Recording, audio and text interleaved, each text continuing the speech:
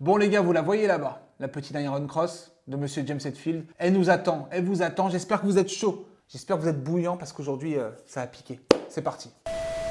Eh bien, j'espère que vous allez bien. Et aujourd'hui, on se retrouve pour un truc que j'avais pas fait depuis 1000 ans. Une vidéo où je vous montre un peu des astuces de jeu, etc.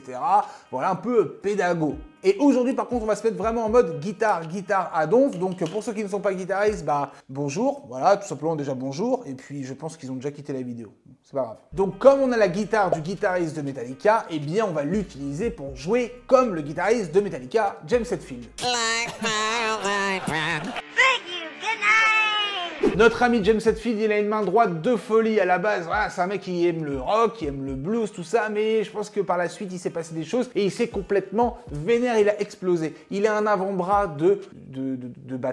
Et ce qui se passe, c'est que j'ai des souvenirs d'avoir eu des crampes, etc. quand j'en bossais. Enfin, c'est vraiment chaud, ok? Donc, je vais vous donner des clés pour travailler ça, des mélodies, des exercices et tout. Vous allez kiffer, ça c'est une première chose, ou en tout cas souffrir. Il a des particularités dans sa composition, dans son jeu. Vous allez voir tout ça. C'est ouvert aux débutants, aux intermédiaires, aux avancés, tout ce que vous voulez. C'est à la fois de la découverte que vous pouvez vous réapproprier. Donc, il y a aucun problème. En tout cas, comme je vous l'ai dit, j'espère que vous êtes chaud bouillant. Allez vous chercher un petit thé, ou non, plutôt un café. Voilà, de la bonne caféine. Vous allez en avoir besoin. Je vais m'équiper. C'est parti. Alors, avant de vous éclater les doigts, je me permets de vous déranger quelques microsecondes. Pour les retardataires et ceux qui ne seraient pas au courant, j'ai sorti il y a quelques semaines une BD qui s'appelle La Chelouterie guitaristique. En gros, j'ai voulu mettre en place un nouveau type de méthode très fun et ludique où vous allez pouvoir apprendre, pour ceux qui débutent la guitare, qui veulent progresser ou même s'y remettre, avec plein d'astuces et en parallèle des sketchs cocasses, comiques avec des grands guitaristes, des anecdotes, etc.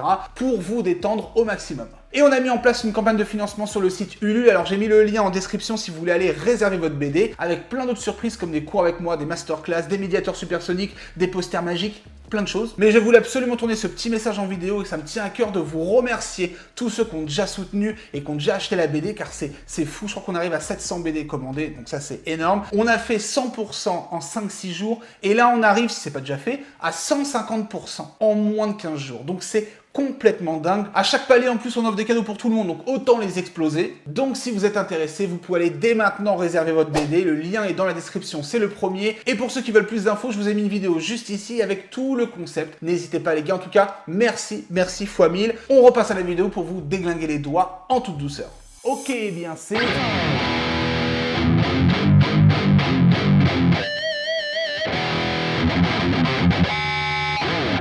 parti. Bon, avant de commencer de rentrer dans le lard, aïe, ça fait un petit peu mal quand même. Je vous rappelle que vous pouvez vous abonner à ma chaîne YouTube pour ne louper aucune de mes vidéos et en plus de ça, ça soutient. Donc le but aujourd'hui, comme on a la Iron Cross de James Hetfield, c'est tout simplement que je vous donne des clés pour jouer à la manière de James Hetfield.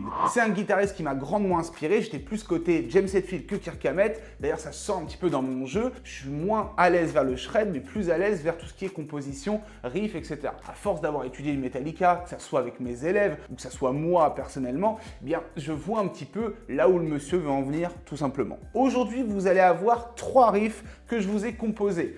Un qui va vous chauffer un petit peu, voilà, qui va nous rappeler surtout un morceau. Un autre beaucoup plus clean et posé, la façon des clean comme The Unforgiven, Nothing Else Matters, etc. Et le dernier, ça va piquer. Je vous le dis, ça va piquer. Donc ces riffs-là, je les ai composés uniquement pour vous et vous pouvez retrouver, d'ailleurs c'est conseillé de vous équiper de la tablature dans les liens de la description juste en dessous. Alors, vous êtes équipé. Là, vous êtes Terminator de la guitare, on ne peut pas faire mieux, quoi. À chaque fois, je vous ferai une démo complète du riff et après je passe aux explications. On démarre avec ce premier riff très inspiré de One et Fade to Black. C'est parti.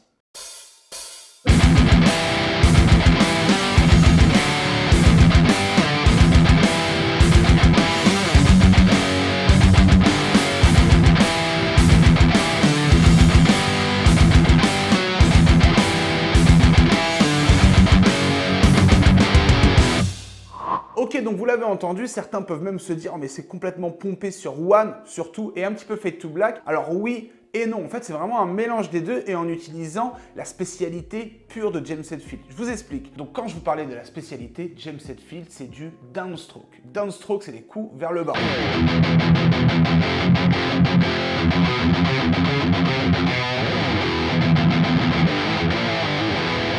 James James Hetfield, oui, mais au final, tout Metallica, donc Kirk Hammett, il est un petit peu obligé de suivre. Et le downstroke, c'est ce qui fait aussi cette attaque. Et c'est vrai que si on joue un riff qui est enregistré en downstroke avec une attaque comme fait James Hetfield, par exemple ça,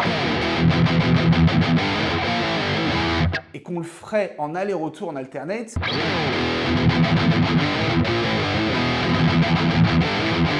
et bien réellement quand on écoute, il y a un manque de patate, d'agressivité et d'incisivité. C'est ça que le downstroke en fait procure, c'est le côté bien vénère quoi. Okay, on veut être vénère. Et moi je me souviens avoir bossé Master of Puppets, mais j'avais des crampes d'avant-bras les gars. Là il faut vraiment bosser et muscler tout ça si vous voulez aller vite, rapidement. Parce que le riff que je vous ai montré, il est à 210 BPM sur la partition je crois. Mais à quoi il sert ce riff là? Déjà un petit peu vous la péter, mais surtout vous entraîner sur du start and stop.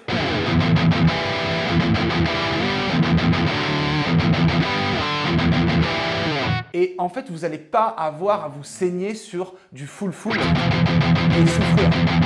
Vous allez pouvoir vous amuser et concrètement travailler au moins le downstroke sur des petites rafales. Donc vous allez voir que vous allez pouvoir bam bam bam bam bam, stopper, bam bam bam bam bam, et ça va muscler et faire de l'endurance. Donc premier entraînement pour arriver à faire ce riff là, c'est faire comme je l'ai dit du start and stop.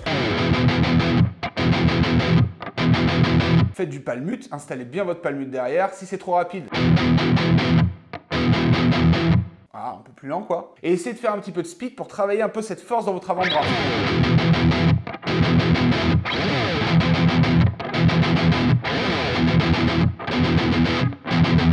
Au bout d'un moment, vous allez voir, il y a une limite. Passons au riff concrètement. Donc pour entrer concrètement dans le riff, il y a deux ingrédients spécifiques un petit peu aux sonorités de lui, c'est le downstroke et les accords, les intervalles de tierces. Je vous montre ça. Et les intervalles de tierces, c'est quoi? C'est des accords qu'ils utilisaient beaucoup dans Metallica et James Hetfield notamment dans certaines vidéos, je le vois souvent utiliser. Alors pour ceux qui connaissent les accords de force, on a souvent l'habitude de faire par exemple 5, 7 et 7 par exemple.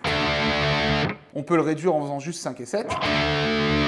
Eh bien prenez ce fameux 5 et 7 et vous inversez tout ça. Ça fait 7 et 5.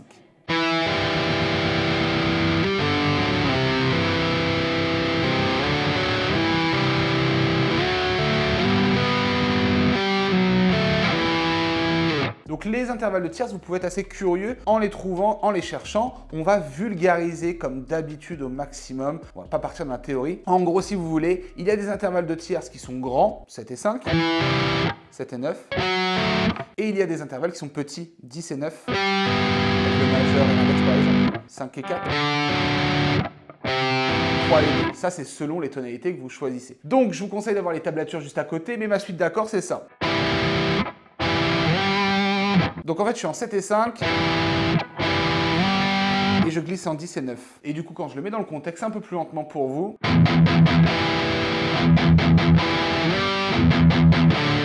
je viens intervenir avec mes petites downstrokes. Pour la suite d'accords, je vous la fais brève, mais en gros, ensuite, ça fait 5 et 4.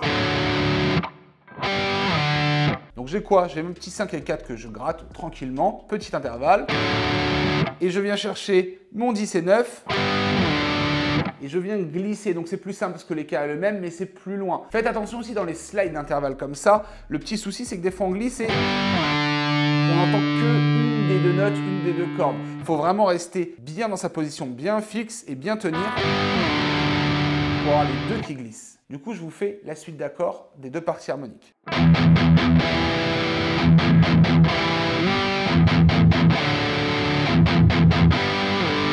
Ensuite, je retrouve la même chose qu'au tout début et après j'ai une petite fin un petit peu alternative. J'utilise souvent aussi les power chords bien brutes comme il faut. Donc là, gros palmute bien enclenché sauf sur l'attaque de fin. 2, 2, 2, 2, 2, 2, 2, 2, 2, 3, 2. Au ralenti toute cette première partie.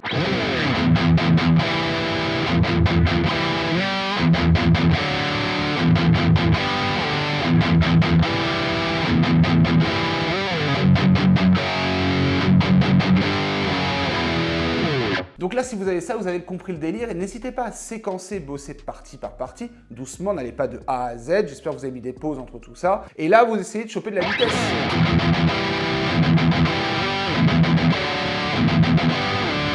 Ensuite, la deuxième partie, c'est la même chose. Si vous avez compris la première, vous êtes sauvé pour la deuxième partie. Elle est toute bête, c'est juste que je fais une petite nuance de changement d'accord. Mes accords deviennent comme d'habitude 7 et 5 pour commencer. Et au lieu d'aller vers les aigus, je vais faire... Faites bien attention quand vous avez un grand intervalle comme ça en tierce, c'est délicat de changer dans un petit intervalle. Mais engagez bien votre majeur, il attend qu'une chose, c'est d'y aller là. Donc cette petite suite d'accords du début change, la deuxième aussi. Donc là, faites bien attention, on passe d'un petit intervalle à un grand. Ça peut être délicat, bossez ça doucement et visualisez bien aussi vos doigts qui vont aller sur les cases. Donc je vous joue juste ce qu'on vient de voir en changement.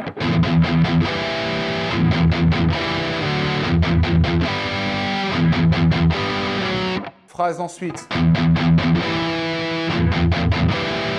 Pareil que la première. Et on finit par la même intervention de fin.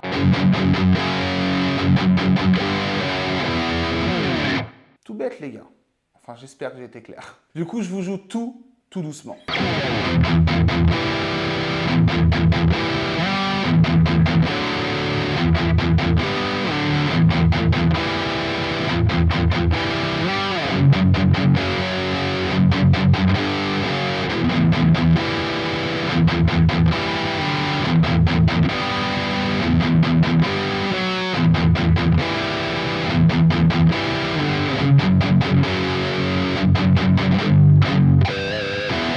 Voilà. Bon, j'espère que j'ai été clair, mais concrètement, on est vraiment dans les deux techniques qui, moi, en fait, me permet un petit peu de faire des riffs comme ça. Regardez par exemple cette vidéo.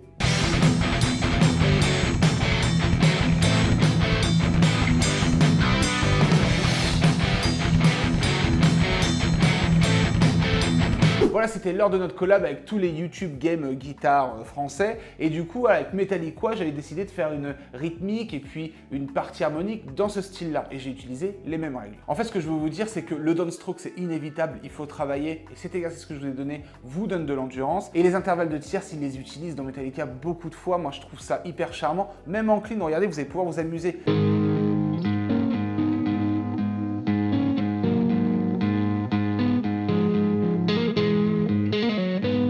Vous voyez, ça a quand même le mérite d'être assez charmant, chaleureux. Enfin, moi, j'aime beaucoup et ça permet d'avoir aussi une précision qui est différente des accords de force. Bref, bossez tout ça en disto, en clean, ça fait plaisir.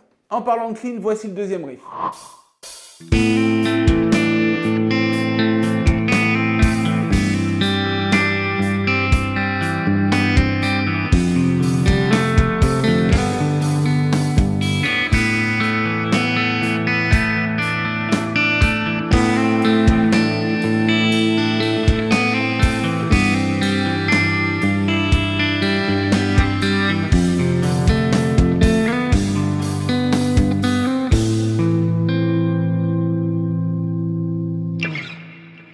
Alors celui-là, pourquoi j'en suis fier? Parce que il ressort concrètement, il a une identité à lui-même ce riff-là, mais on est dans une totale inspiration par exemple de The Unforgiven, Fade to Black, peut-être aussi encore une fois un petit peu One et d'autres morceaux comme ça. Unforgiven, on va pas se le cacher. Mais on est dans les morceaux où ils utilisaient des accords standards. Ça existe aussi les gars, on n'est pas obligé d'utiliser que des accords de force, les trucs de folie, etc.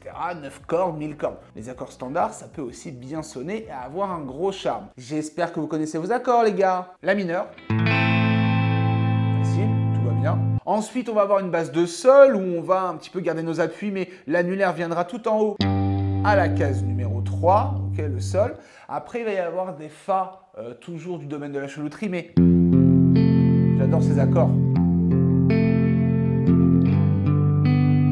Donc qu'est-ce que j'ai fait? J'ai pris 1, 3 juste en dessous et 2. Et je fais pas vraiment un barré parce qu'on veut des cordes à vide. Et je glisserai ça. Je vais pas vous le détailler one parce que ce riff ça prendrait justement une vidéo en entier. Mais je vais vous donner les clés pour y arriver, qu'est-ce qu'il faut faire, comment jouer, etc. Il faut déjà jouer au doigt. il y en a qui sont réticents. Il y en a qui sont réticents à vouloir faire du bel arpège, etc.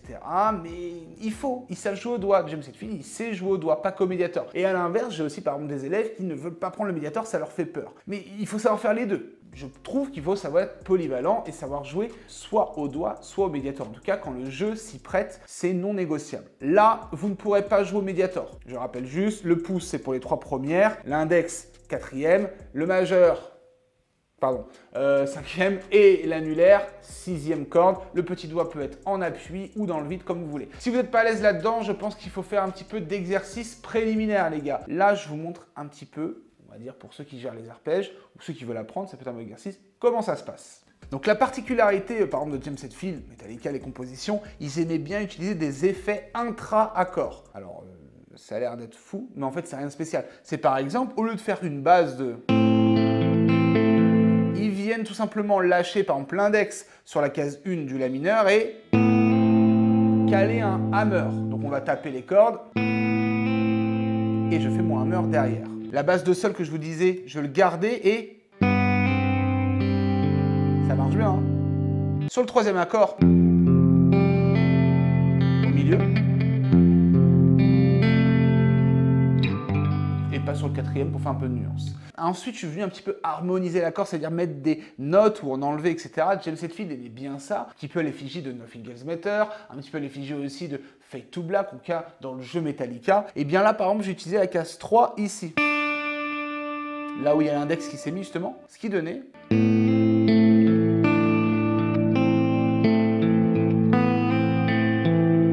N'hésitez pas à checker la tablature pour voir le format de l'arpège. Mais vous pouvez aussi vous le réapproprier. C'est ça le but de ces vidéos. C'est de vous donner un petit peu des astuces pour que vous puissiez le mettre dans vos jeux. C'est un arpège qui a le mérite d'être basique. J'utilise bien les bons doigts assignés et ça va tout seul normalement une fois qu'on a un petit peu d'entraînement. Mais comme il est rempli de hammer, il est rempli de petits doigts qui se mettent, qui s'enlèvent, d'encore de hammer, et bien ça en fait un truc un petit peu plus conséquent. Voilà, le but c'est de ne pas rester basique et tenter de faire des effets à l'intérieur de vos accords, mettre les doigts, les enlever. Même si vous vous plantez, vous faites des tests et le cerveau, voilà, il assimile que là c'est bon, là c'est pas bon pour les prochaines fois. Pour le sol, j'ai fait la même chose. Hein.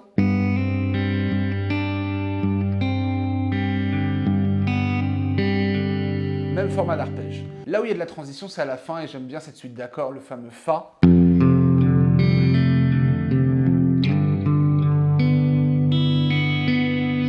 Donc si vous voulez, j'utilise vraiment cette suite que moi je fais souvent. 1, 3, 2, voilà, je vous l'ai montré tout à l'heure. Et j'aime bien la glisser, ça marche vraiment très très bien. Et à l'intérieur de tout ça, je faisais un arpège qui est assez linéaire, hein, qui monte. Et je terminais par une sorte d'Unforgiven du ghetto, un truc comme ça. Sauf que eux, ils font.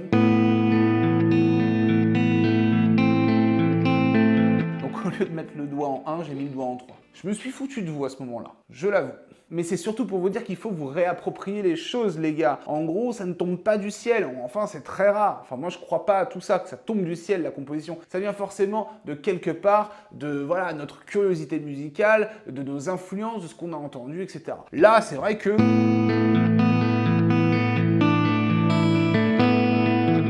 créer une base autre et ça ne fera plus penser à une Forgiven une fois qu'il y aura de la batterie, de la guitare, une autre guitare, une basse, j'en sais rien, un chant, tout ce que vous voulez, un ukulélé, un triangle.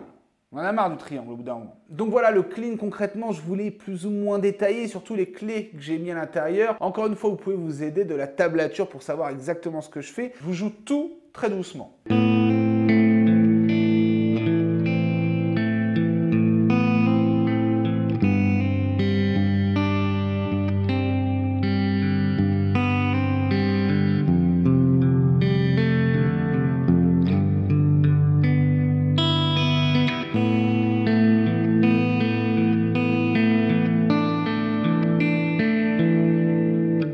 Bref, ce clean là, il aurait pu faire qu'une vidéo parce qu'il est assez conséquent, il est quand même rempli de techniques, mais moi je le trouve assez sympa. Dites-moi d'ailleurs en commentaire ce que vous en pensez des deux premiers riffs. Le premier, un petit peu énervé, et celui-là, un petit peu plus soft. N'hésitez pas à le bosser sur du long terme, car il y a quand même un petit peu de technique à l'intérieur, que ce soit les arpèges, les hammers derrière, les glissés, les accords un peu chelous, etc.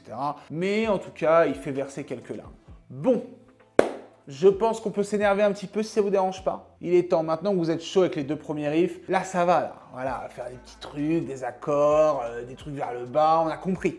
Passons aux choses sérieuses, je vous montre le dernier riff, c'est parti.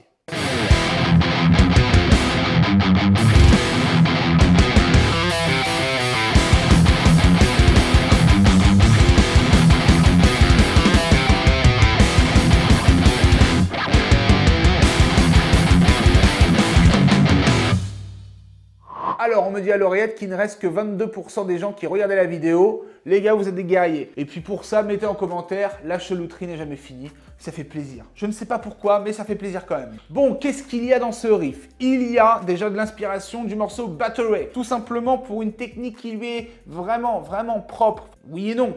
Mais il le fait beaucoup, et Kirk Hammett aussi le suit parce qu'il n'a pas le choix, et beaucoup d'autres groupes. Mais chez James Hetfield, on l'a beaucoup, c'est le fameux galop.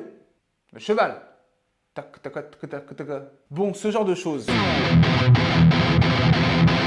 T'as compris? Tac, tac, tac, tac, tac. Donc les galops au ralenti, c'est quoi?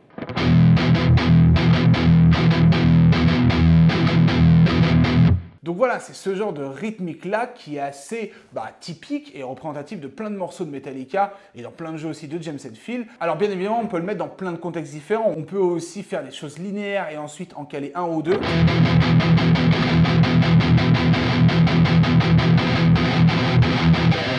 Et il y a encore évidemment des milliers d'exemples. Donc dans ce riff-là, c'est présent. Et je vous le dis encore, exercice préliminaire qui vous servira pour plein d'autres choses et qui vous travaillera un petit peu la force et l'endurance. Bossez vos galops. Donc ça, c'est un déclic à avoir quand même parce que c'est pas facile. Faut être entre un mouvement assez nerveux, mais dans la détente, enfin compliqué à expliquer. En gros, commencez comme d'habitude doucement. Mettez un palmute pour être un petit peu plus propre, à découper, incisif. Si vous arrivez à faire une vitesse, vous améliorez la vitesse et augmentez. Déjà, c'est pas mal si vous avez ça. Et là, vous rentrez un petit peu plus dans la cour des grands et c'est un peu plus sérieux. Par exemple, Battery, c'est ça.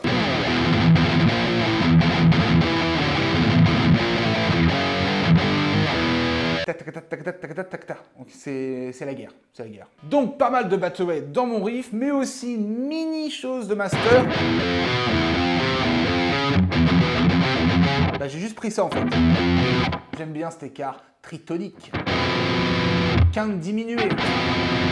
Au Moyen-Âge, vous étiez vraiment tué et pendu pour ce genre de sonorité. Et c'est pas du tout une blague, c'est vrai. C'était complètement interdit. Maintenant, on a le droit. On kiffe. J'ai repris des choses un petit peu de Sanatorium.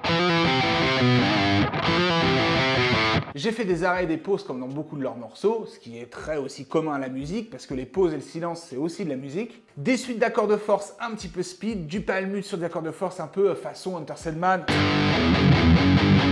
Bref, je vous détaille deux phrases par deux phrases le riff.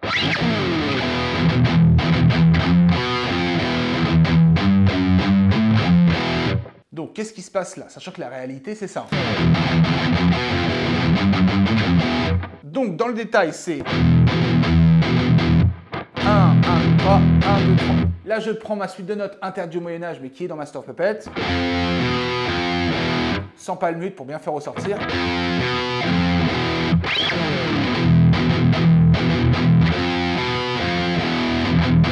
Et d'ailleurs, j'ai toujours un coup de départ pour bien insister au début, avant de lancer le galop.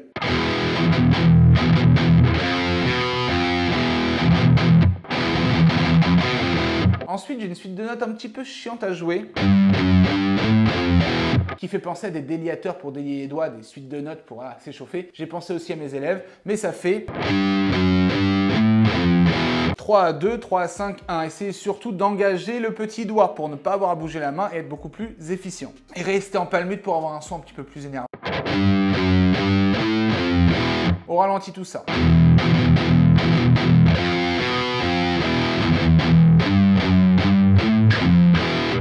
Tout simplement. Donc ça, c'est les deux premières phrases. Ensuite, qu'est-ce qui se passe? Je reprends ma phase un peu master. Tranquille, vous l'avez vu, tout va bien. Et c'est là où je fais intervenir ma descente de notes.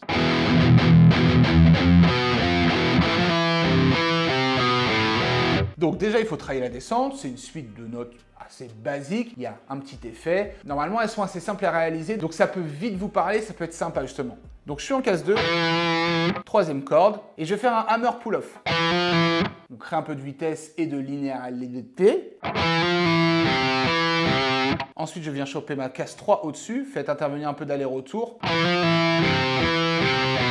Le 2. Et le 0 pour terminer la note. Isolez ça comme d'habitude, vous travaillez en mode puzzle. Et ça, en fait, on vient le faire juste après un coup d'accord. Je vous remontre ça avec l'effet master.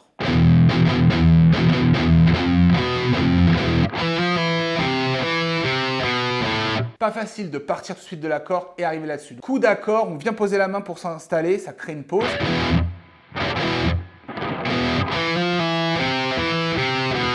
Et surtout, à la place de créer une pause, c'est plutôt que vous allez couper votre son d'accord, sinon ça fait... Regardez bien le rôle de cette main. Je récapitule les 4 phrases différentes.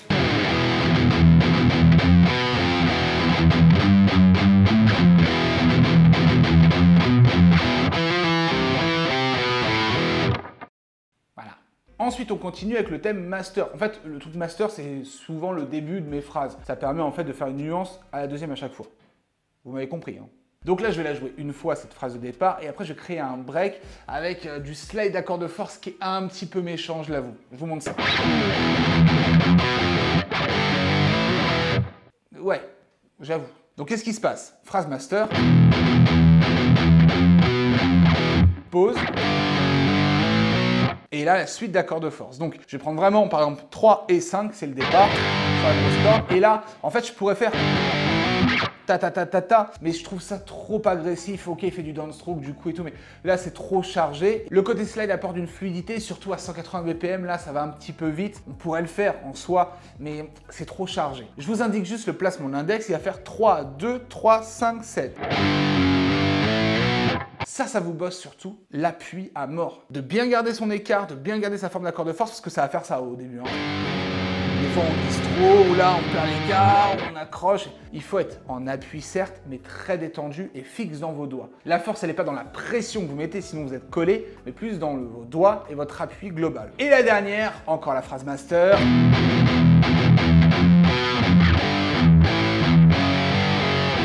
Voilà, une petite alternance de palmute, pas palmute pour faire rebondir et créer une fin.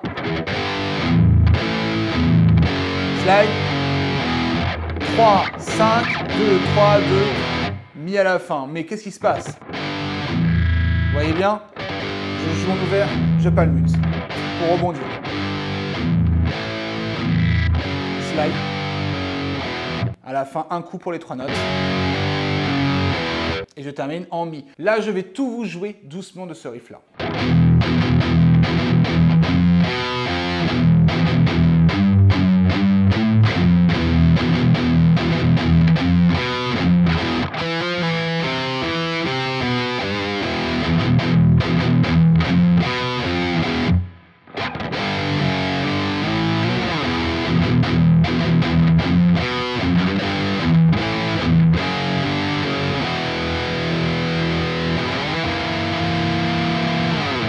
Bref, voilà les gars pour ce riff. Alors évidemment, il est super speed, surtout avec les galops et tout. C'est un petit peu chaud, les slides d'accords de force. Mais encore une fois, moi je préfère quelqu'un qui joue doucement, mais propre que vite et sale.